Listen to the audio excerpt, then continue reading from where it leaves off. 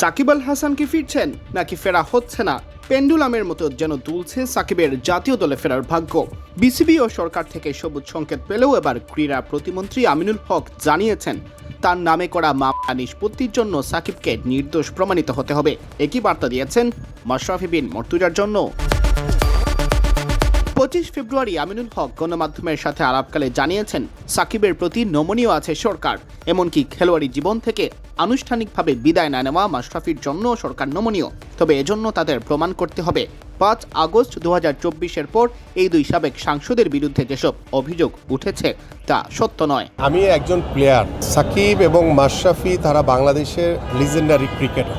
তাদের প্রতি বাংলাদেশের মানুষের যে ভালোবাসা আমি দেখেছি এবং খেলার প্রতি তাদের যে একটি আকৃষ্টতা রয়েছে, আমি একজন ক্রীড়াবিদ হিসেবে মনে করি যে যেহেতু তাদের যে মামলা সংক্রান্ত বিষয়টি রয়েছে সেটি রাষ্ট্রীয় সিদ্ধান্ত।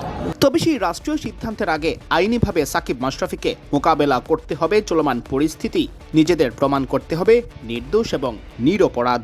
রাষ্ট্রীয় সিদ্ধান্ত অনুযায়ী তারা ব্যক্তিগত তাদের যে লয়ার রয়েছে এবং তাদের লয়ারের মাধ্যমে তারা যদি আইনগত যে বিষয়গুলো রয়েছে সেগুলো ফেস করে তারা যদি নিরপরাধ হয়ে তারা যদি দেশের মাঠে এসে খেলে, সেই জায়গাতে আমি একজন স্পোর্টসম্যান হিসেবে অবশ্যই এটাতে আমি তাদেরকে ওয়েলকাম করব যে আপনারা এসে আপনাদের যে মামলাগুলো রয়েছে সেগুলো ফেস করে আপনারা যদি নিরপরাধ হন, আপনারা সব কিছু কিউর করে এসে যদি আপনারা মাঠে আসেন, আমরা মোস্ট ওয়েলকাম তাদের। আমরা এটুকুতে শতভাগ আমরা নমনীয় থাকব। সিয়াম চৌধুরী, বিডি ক্রিক টাইম।